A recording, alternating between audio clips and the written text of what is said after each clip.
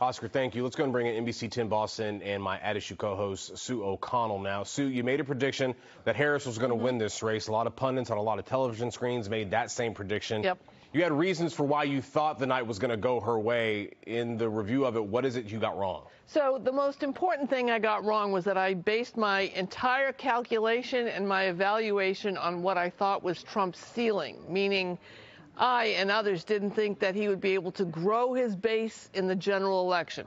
Well, obviously he did, and by a substantial margin, and across all the swing states. So Trump started off in a better position than I thought he was in, and Kamala Harris had actually not really been tied with him, it appears, during the summer, but trailing him for a majority of the campaign. Every subsequent evaluation prediction that I made was based on a bad number, and I got it wrong. I got it right if I had done it for Trump, but since I was predicting Harris winning, I got it wrong. So Donald Trump won big. Yep. There's no really other way to put it. The red wave people thought they'd see in 2022. They got it last night. Yep. But probably even when the popular vote, when it's all said and done, what do you think it is that Trump understands about America that so many people don't? Or in another word, why do you think people are buying what Trump is selling to them? There are two messages that I think Trump really communicated to voters. The first was the economy. Now, experts can say until they are blue in the face that our economy is one of the best in the world, one of the best recovered from COVID. All of that is true. But Trump just kept addressing the cost of things we buy every day and blaming the Biden and Harris administration. The second was the issue of states' rights. Now, stay with me on this one for a second. Trump was successful in moving the reproductive and abortion rights issue to the states. People in 7 states voted to expand or protect abortion access while voting for Donald Trump, who has taken credit for causing the problem, overturning Roe v. Wade. So Trump understood that Americans care most about their daily household costs. They don't care about other people when it comes to some things, and they trust their state government to deal with those troublesome federal issues. All right, the autopsy has started on the other side. Democrats likely going to be licking their wounds for some time over this, but Biden, Harris, and the whole administration is going to be gone. Who is now the face of the Democratic Party, or if you want to call it the resistance, we'll call it the resistance. Okay, so while we're speaking here right now, the votes for the members of the House of Representatives are still being counted. Still a chance the Democrats could end up in charge. But either way, Representative Hakeem Jeffries, the Democratic leader in the House, he's going to be the face of the resistance, or the Democrats, again, whatever you want to call them. And right beside him will be Massachusetts Congresswoman Katherine Clark. You're going to see a lot of the two of them over the next couple of years, Corey. Hate to put you on the spot, but if you had to think about the top of the very Democratic Party, who was that person? Boy, that's a tough question right now. I'm going to guess Gavin Newsom. All right.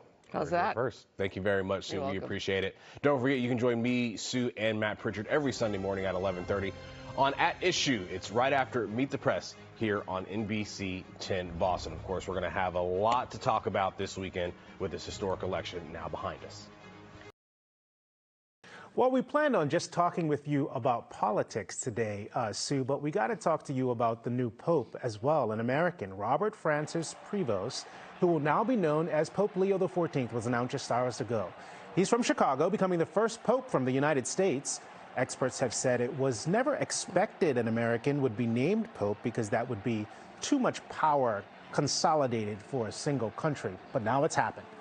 What effect will this have on America's power and place in the world, Sue?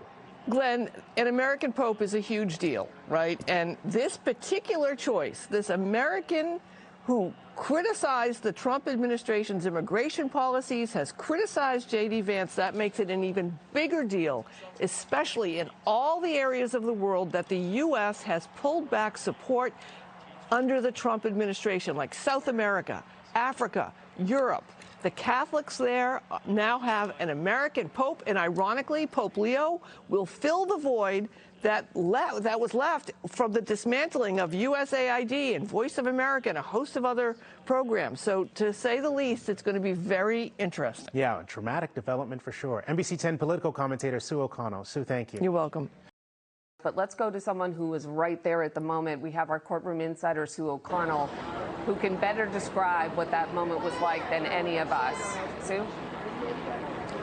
Well, JC, it was a very stressful beginning of the afternoon when we were called in and told that there was a verdict slip, but then there wasn't a verdict slip, that the jury had come to a decision, but then they didn't. But then we were just asked to wait outside and they would let us know if there was going to indeed be a verdict. Then we all went in. We were asked to leave all of our bags outside the courtroom. The court officers allowed more press than usual in. The room was packed with about 10 court officers. And then the nervous anxiety and energy of the Karen Reed team and friends and family waiting. The O'Keeffes had not entered the courtroom yet. There was a lot of nervous energy, a lot of hugging. Karen hugged Attorney Alessi, hugged Attorney Jackson. And then when David Yannetti walked into the courtroom before the judges here and before the jury came back, he told a joke to them and they laughed. And then Attorney Little hugged him. So all of that pent-up energy waiting to see what the verdict would be. And then, of course, it's always so weirdly anticlimactic and a little clumsy because it's not a television show, it's real life. And the foreman said sure at one point when he was asked to affirm the verdict as it was read. And it got so loud outside here, outside the courthouse on the street, which we're all seeing here, that as the verdicts were being read, we really couldn't hear them inside the courtroom. But we did know all of them came back not guilty except for the charge on the OUI. And then business as usual as what happens. The jurors leaves. The judge, Beverly Cannoni, asks if they'd like to set a date for the sentencing hearing. Special prosecutor Hank Brennan said, no, we can do it now. And of course, like everything else in this trial, from beginning to end, both trials, there was a sidebar. So they had a sidebar, and the sentence, again, we didn't hear it because it was so loud outside, but just basically an emergence of crazy energy. The O'Keefe family had left at some point there, and then presses rushed out of there and had to make my way across this street somehow to get over here. But as Malcolm has been reporting, folks are singing the national anthem. I've talked to a couple of folks who wanted to make sure that John O'Keefe is remembered in this. And one person stopped me as I was trying to climb the wall to get up here to say that this could turn into some political action about police oversight. So we'll see what else we have in store. JC, Glenn? Sue, could you actually see the O'Keefe family at the vantage point you had? I know you mentioned they kind of left the courthouse quickly, and I would expect that, but could you see their reaction when the verdict was read? No, I couldn't, Glenn. I was behind them. I did see them as they were walking out of the courtroom. But I will say that since the first question, the questions came from the jury yesterday, they definitely have felt a very heavy energy on them. It's almost that many experts have been saying, and the ones that we've certainly talked about with them on Canton Confidential, that this OUI charge may actually be what the jury was looking for. And the questions they were asking seemed to be leading them in that direction. So the O'Keeffe's definitely a very obviously difficult day for them today, and you could see it coming. Well, it reflected so much like the first trial with those questions, Sue. We've been talking about that. You can understand why anyone who was there to support John O'Keefe's memory would start to feel their heart sink when those questions came in, knowing that it sounded similar, that two would be not guilty and maybe this would once again be a hung jury and they'd possibly have to do this again, or it would just hang out there, that we don't know.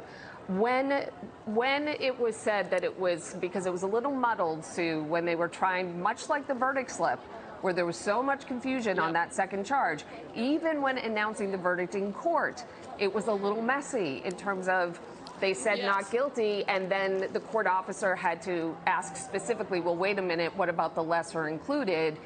Was there anything that you sensed in that moment when they finally nailed it down to OUI?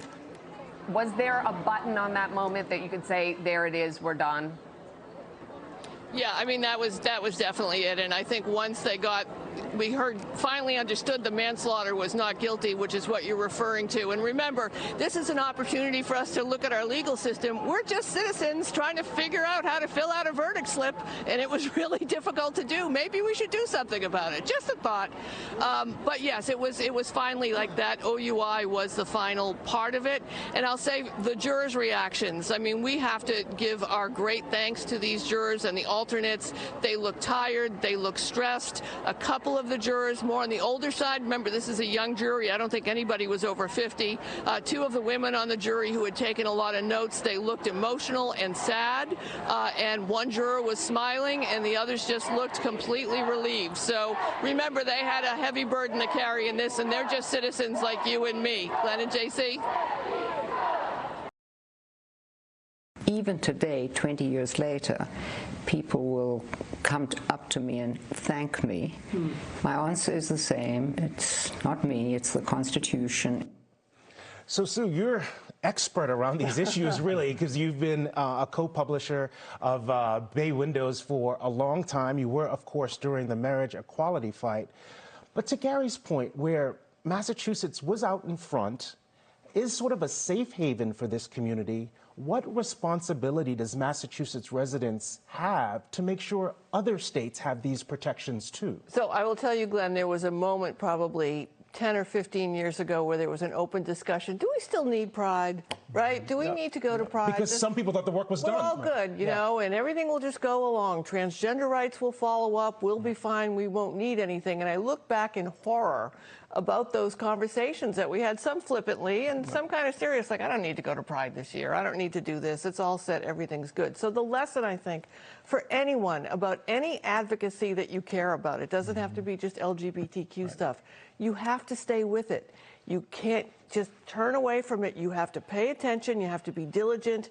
And you have to act every day like someone's coming for it, because the reality is no matter what it is that you're guarding or want others to have access to, you have to fight for it and you have to defend it. It's so interesting because the rhetoric you're just explaining is a lot like what we heard last year about democracy. Yes. It's true on every issue. You know, it's on every issue. So one of the naive parts of my life is I thought you got to a point and it was all set and you didn't have to fight it anymore. Right. And Gary and I have known each other for some 35 plus years. We're still here, right? Still same issues. Not going anywhere. If this isn't a blinking red light of warning, I'm not sure what is, JC. No, Glenn, I'm telling you, I haven't heard anything like this. This is shocking to me. And the things that you mentioned, especially naming a 13-year-old, since I have one, we want to bring in Sue O'Connell here because, Sue, the same study that Glenn just told us about also had a pretty wild statistic in it. This is all very hard to comprehend. About 800 million people, that is roughly 10% of the world's population, uses ChatGPT. So I'm going to go to you to say, what is our government doing? What are other governments doing to keep us safe and even protect our jobs? Not much, JC. Look, governments are scrambling to keep up with AI's explosive growth. 800 million, you said, but the number is growing every single minute. Yet the safety rules are, at best, trying to play catch-up. So you ask, how are other countries dealing with these issues? Well, pick a country, pick an approach. The EU is implementing very strict guidelines on how things should be used, comprehensive regulations, while Trump's administration has actually rolled back many safety measures, they say, so they can prioritize American AI competitiveness. And our Labor Department, well, that's prioritizing job retraining for workers, expecting we're going to get replaced. But as we know from history, those are generally not very effective. So lawmakers disagree on what, if anything, needs to be done. And meanwhile, the World Economic Forum's 2025 report found that 40% of employers expect to reduce their workforce where AI can take on and automate tasks. Okay, that was a lot. Yeah, process. Not good news. No, none of that, Sue. But thank you. We appreciate your insight as always. Let's stick with this conversation.